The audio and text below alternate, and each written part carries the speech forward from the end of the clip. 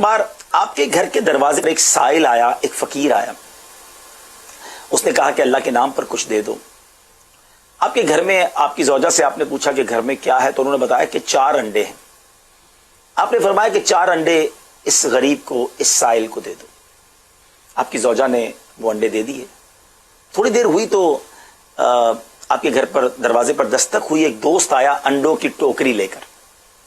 آپ نے کہا کہ ذرا گننا کتنے ہیں، تو زوجہ نے کہا کہ صحیح سلامت 30 انڈے ہیں۔ تو آپ نے کہا کہ یہ کس حساب سے آئے ہیں، ذرا غور سے سنیے گا۔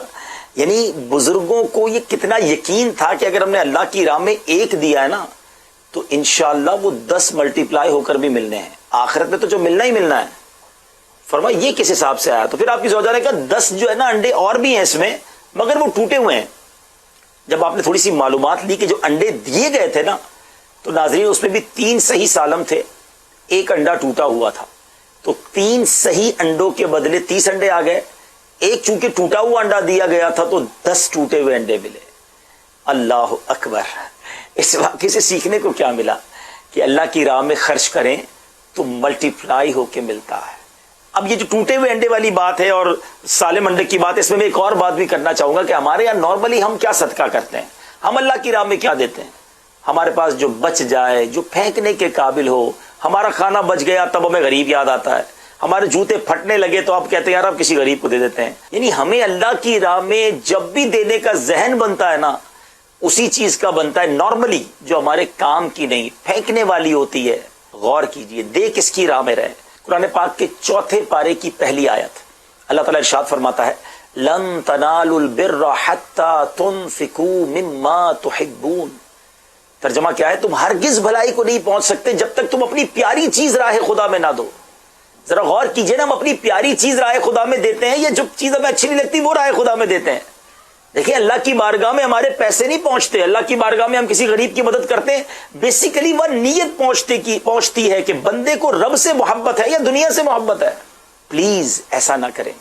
صدقہ دینے کی باری آئے بہترین صدقہ کریں، جو خود کھاتے ہیں وہ غریبوں کو کھلائیں، جو خود پہنتے ہیں وہ غریبوں کو دیں۔ یہ واقعی اس وقت ہے اور امت کی خیر خواہی کا، غریب اسلامی بھائیوں کی مدد کرنے کا۔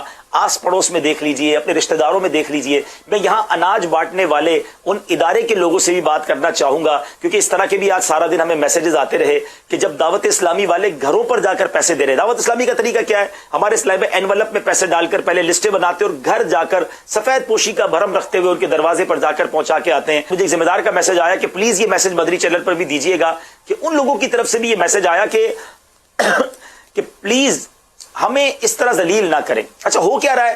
وہ کہتے ہیں لائن لگا کر اناج لینے کے جانے کی ہماری ہمت نہیں ہو رہی تھی، مگر اللہ سلامت رکھے دعوت اسلامی والوں کو کہ ہمارے دروازے پر آ کر ہمیں لفافے میں بند کر کے ہماری جو ہے وہ مدد کر کے گئے۔ تو واقعی مدد کیجئے، لیکن ان کا بھرم بھی رکھیے، ان کی عزت بھی برقرار رکھیے۔ مشکل وقت ہے، یقین کریں وہ لوگ آج تکلیف میں ہیں جنہوں نے کبھی زندگی میں پیسے مانگے نہیں تھے، کبھی زندگی میں کسی سے مدد لی نہیں تھی۔ وہ لوگ تھے جو لوگوں کی مدد کرتے تھے، مگر وقت نے، اس کٹھن وقت میں یہ مشکل آ پڑی ہے ان پر، تو ہمارا کام ان کی مدد کرنا بھی ہے، ان کی عزتیں بھی برقرار رکھنا ہے۔ تو امید کرتا ہوں اس میسج کو عام کریں گے، اور جو دعوت اسلامی کا طریقہ کار ہے ماشاءاللہ دنیا بھر کے ناظرین سے گزارش کروں گا کہ آگے بڑھ کر دعوت اسلامی کی ہیلپ کریں، تاکہ لاکھوں مسلمان پاکستان میں، لاکھوں کروڑوں تکلیف میں ان تک بھی پہنچایا جائے۔ نہ صرف پاکستان میں، ملک اور بیرون ملک بھی ہم یہ کام کر رہے ہیں، تو بیرون ملک کے بھی عاشقان رسول ہماری مدد کریں۔